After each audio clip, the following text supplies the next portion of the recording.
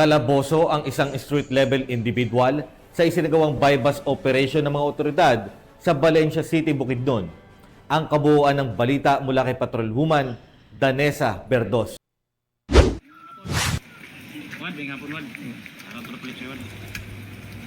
Arestado ang isang street-level individual sa isinagawang joint buy-bust operation ng Bukidnon Drug Enforcement Unit, Bukidnon Provincial Intelligence Unit, PDEA 10, katuwang ang mga kapulisan ng Valencia City Police Station sa Barangay Lumbo, Valencia City, Bukidnon. Kinilala ni Police Lieutenant Colonel Brian M. Panganiban, officer in charge ng Valencia CPS, ang drug suspect na si alias Ramram.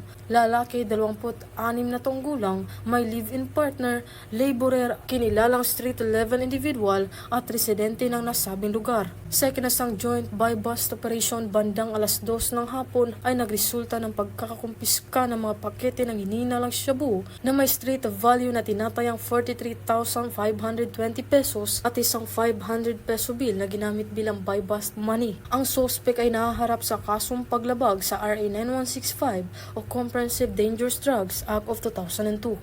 Mula dito sa Northern Mindanao, ako ang inyong Police News Network Correspondent, Patrolwoman Danessa Berdos, alagad ng batas tagataguyod ng Balitang Pulis. Maraming salamat, Patrolwoman Berdos.